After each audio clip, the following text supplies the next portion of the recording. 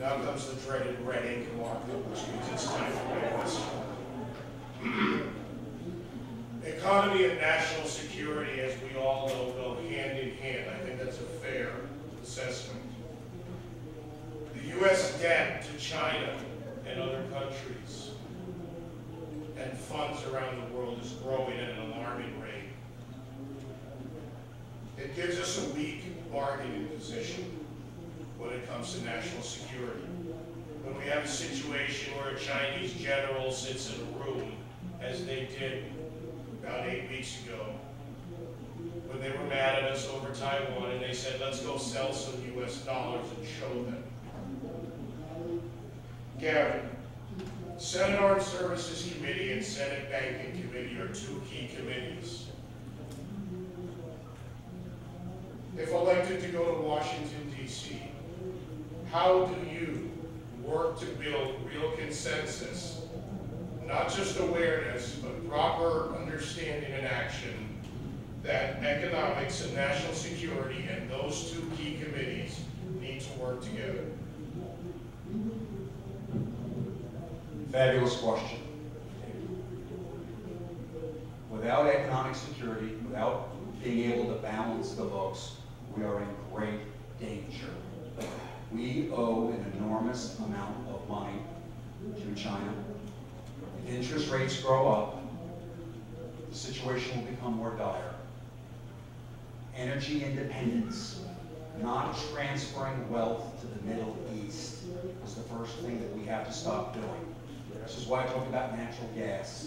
It's got to be natural gas. It's got to be other petroleum products, like out of the Gulf. And I know we've got a problem right now, and a problem down there with a platform burning, but we can't stop pursuing production of petroleum. We're in a carbon-based society right now.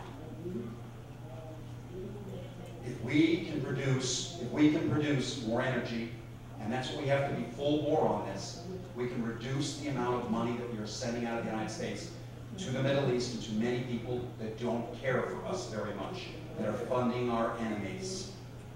That is the first thing that we have to do. The second thing we have to do is we need a realistic look at the military. Most Republicans don't want, a lot of people who are Republicans think more is better, more is better, more is better. The truth is, the United States defense budget is larger than the next 8 countries in the world put together, ladies and gentlemen. The next 8 countries put together. We have to be smart about this. We're not being very smart about this. I would take troops out of places where we don't need them. I would take 2nd Division. I would take 2nd Division out of Korea, out of the border of South Korea. We don't need them there.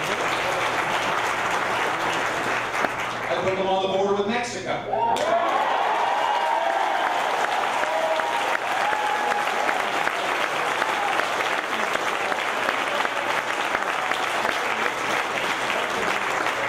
The financial piece is everything, though. The financial piece is everything. Without strong economic underpinning, we are in terrible danger. In addition to oil, we're going to have to start to export. And there are 3 markets that we're going to have to export in the next 25 years. China, India, Brazil. Those are the 3 growing markets. Major companies in the United States have a natural advantage when they do that. We're going to have to help the smaller countries do that. Petroleum, it's going to have to be exports. Those are going to be the answers. And then on the military side, it's about being smart. My final point on Afghanistan. Afghanistan is the longest war in American history right now. We have ISAF forces here, International Security Assistance Forces, U.S. forces. We have the Afghan Army here. $1 million a day per soldier over here. Afghan soldiers get $135 a month. I would create something in the middle, and I've written about it. I call it the Freedom Corps. I would have U.S., British, Canadian, and Australian officers manage a force called the Freedom Corps, and every soldier that fights for Afghanistan and dies for Afghanistan will be an Afghan. Will be an Afghan. And I will begin to bring American battalions, and not battalions, but combat brigades off that battlefield. We need a smarter way to do this.